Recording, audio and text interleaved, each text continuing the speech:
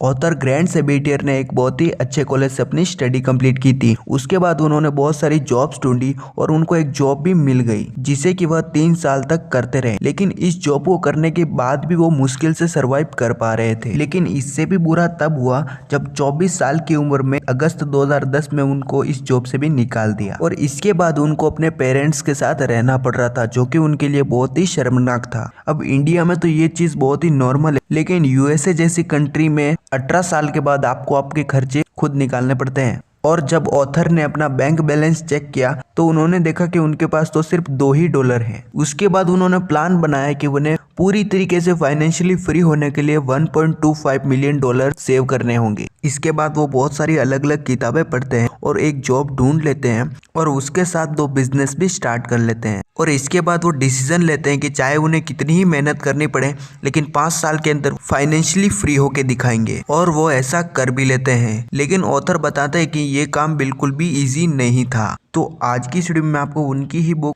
Financial freedom से 7 lesson share करने वाला हूं, जिससे कि आप 5 सालों के अंदर फाइनेंशियल फ्रीडम अचीव कर सकते हैं। तो चलिए वीडियो स्टार्ट करते हैं। तो ऑथर बताते हैं कि हमें फाइनेंशियली फ्री होने के लिए 7 फेजेस से गुजरना पड़ता है, जिसे कि हम 7 स्टेप में क्लियर कर सकते हैं। तो सबसे पहला फेज है क्लियरिटी, यानी कि आपको ये क्लियर होना चाहिए कि अभी आपकी फाइनेंशियल कंडीशन क्या है और आपको कहाँ पर पहुँचना है। इसके बाद दूसरा फेज आता है सेल्फ सफिशिएंसी। इस फेज में आप अपने महीने के एक्सपेंसेस खुद निकाल सकते हो और आपको किसी की भी हेल्प लेने की जरूरत नहीं पड़ती है। और इसके बाद तीसरी फेज आती है ब्रीदिंग रूम। इस फेज में आपको अपनी सैलरी पर डिपेंड नहीं रहना पड़ता है कि सैलरी आएगी तो ही मेरा काम चलेगा। तो ये है तीसरा फेज। इसके बाद आता है फोर्थ फेज, जो कि है स्टेबिलिटी। इस फेज में हम 6 महीने भी काम ना करें तो भी हमारा काम चल जाएगा। इस फेज में हमारे अगले 6 महीने के एक्सपेंसेस को कवर करने की सेविंग होती है। और इस फेज में हमारे सर पर कोई बड़ा लोन भी नहीं होता है, जिसमें अगर हम 6 महीने तक कोई भी काम ना करें तो भी हमारे एक्सपेंसेस कवर हो जाएंगे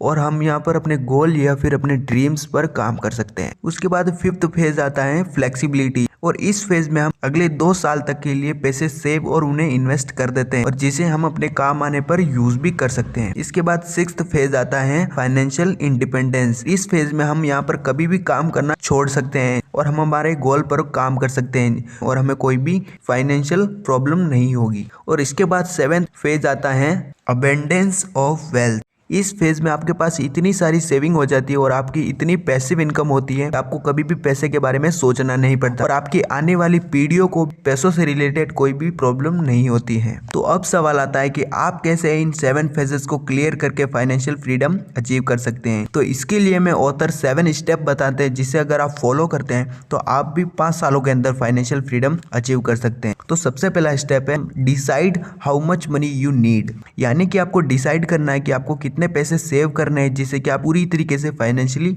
फ्री हो सके। इसके लिए मैं आपको ऑथर का एग्जांपल देता हूं। जैसे कि ऑथर को पूरी तरीके से फाइनेंशियली फ्री होने के लिए $1 मिलियन सेव करने थे।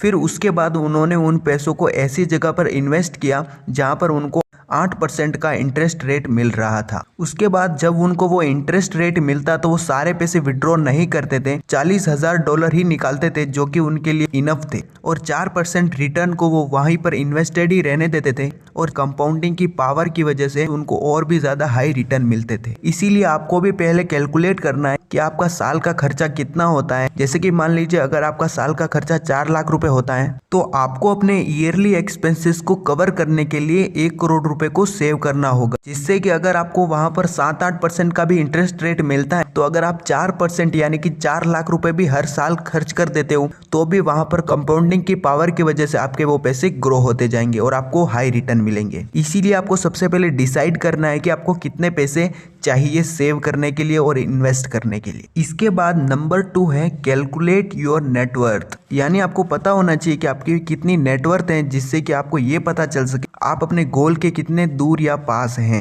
और नेटवर्थ को कैलकुलेट करने के लिए ऑथर हमें सिंपल सा फॉर्मूला बताते हैं कि आपके पास जितनी भी लाइबिलिटीज है उसको आप अपने एसेट से घटा दीजिए। जैसे घर का लोन, कार का लोन, EMI, ये सारे लाइबिलिटीज है, और एसेट्स हैं बिजनेस या फिर रेंटल इनकम। तो आपको भी अपनी नेटवर्थ पता होनी चाहिए, जिससे कि आप ये पता लगा सके कि आप अपने गोल के कितने पास या फिर दूर है। इसके बाद तीसरा स्टेप है value of your time. Author कहते हैं कि आपको अपने टाइम की हर एक एक सेकंड की वैल्यू होनी चाहिए, क्योंकि अगर आप कितना ही पैसा कमा लो लेकिन आप अपने बीते हुए समय का एक सेकंड भी नहीं खरीद सकते हो। इसके लिए आपको अपने समय की वैल्यू होनी चाहिए। अगर आप कोई भी चीज खरीदते हो तो आपको देखना है कि मैं इस चीज के लिए जितने भी पैसे स्पेंड कर रहा हूँ उस पैसों को मैंने कितने समय देकर कमाया है, जिससे कि आपको अपने समय की एक्चुअल वैल्यू पता चले। आपको उन्हीं चीजों को खरीदना है जो आपकी लाइफ में वैल्यू ऐड करे या फिर आपके लिए वर्थ हो। आपको कोई भी अननेसेसरी चीजें नहीं खरीदनी है। जैसे मान लीजिए आपकी पर मंथ सैलरी है 50,000 रुपए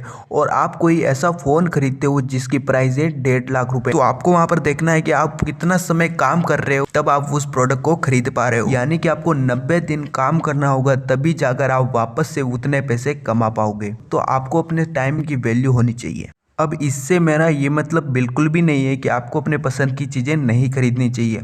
आप बेशक खरीदो, लेकिन वो चीज़ें आपकी सैलरी की 20 या 30% प्राइस की होनी चाहिए, तभी आप फाइनेंशियल फ्रीडम अचीव कर पाएंगे। इसके बाद चौथा स्टेप है डू साइड हसल। यानी कि अगर आप कोई भी काम कर रहे हो तो उसके साथ आपको कोई भी साइड हसल करना है। एग्जाम्पल के लिए मान लीजिए अगर आप कोई काम करते हो जहाँ पर आपको 50,000 पर मंथ की सैलरी मिलती है, उस काम को खत्म करने के बाद जो समय बचता है उस पर अगर आप कोई भी साइड हसल शुरू करते हो और उसे कंसिस्टेंसी से करते रहते हो तो आप अपने मेन जॉब से भी ज्यादा पैसा कमा सकते हो। और साइड हसल के रूप में आप बहुत सारे काम कर सकते हो, जैसे कि यूट्यूब, ब्लॉगिंग, फ्रीलैंसिंग और भी बहुत कुछ। अब इसके बाद पांचवा स्टेप है इन्वेस्ट इंटेलिजेंटली। अब आप अपने जॉब के साथ कोई साइड हसल भी करते हो लेकिन अपने पैसे को सही जगह इन्वेस्ट नहीं करते हो तो आप फाइनेंशियली स्टेबल तो हो सकते हो लेकिन फाइनेंशियली फ्री नहीं हो सकते। इसलिए ऑथर हमें कहते हैं कि हमें फाइनेंशियली फ्री होने के लिए अपने पैसों को सही जगह इन्वेस्ट करना भी बहुत ही जरूरी है। और दुनिया के सबसे अमीर इन्वेस्टर जिन्होंने अपनी 99% नेटवर्थ इन्वेस्टिंग से की है, वो भी ये कहते हैं कि if you don't find a way to make money while you sleep you will work until you die. यानी कि आप सोते सोते पैसा कमाने का तरीका नहीं खोजते हो तो आप जिंदगी भर पैसों के लिए ही काम करते रहोगे। इसीलिए ऑथर हमें सजेस्ट करते हैं कि काम करने और पैसों को सेव करने के साथ साथ उन्हें इन्वेस्ट भी करना चाहिए, जिससे कि हम जल्दी से जल्दी फाइनेंशियली फ्री हो सके। और ऑथर हमें स्टेबल और हाई रिटर्न के लिए स्टॉक मार्केट में इन्वेस्ट करने के लिए ही सजेस्ट करते हैं। और ये सारी बातें मैंने आपको ग्रैंड सबेटियर की बुक फाइनेंशियल फ्रीडम से बताई है। तो मैं भी आपको ये सजेस्ट करूंगा कि आपको इस बुक को पढ़ना चाहिए। और अगर आप इस बुक को परचेस करना चाहते हैं तो इसकी लिंक मैंने नीचे डिस्क्रिप्शन में दे रखी, आप वहां से इस बुक को परचेस कर सकते हैं। तो अगर आप भी बिगिनर है और स्टॉक मार्केट में इन्वेस्ट करना चाहते हैं तो आप मुझे नीचे कमेंट सेक्शन में बता सकते हैं, मैं इस पर भी एक वीडियो जल्दी ही ले आऊंगा। और अगर आपको इस वीडियो से कुछ वैल्यू मिली है तो वीडियो को लाइक, शेयर और चैनल को सब्सक्राइब करें और हमें सपोर्ट करें ताकि हम आपके लिए ऐसे ही वीडियोस लाते रहें।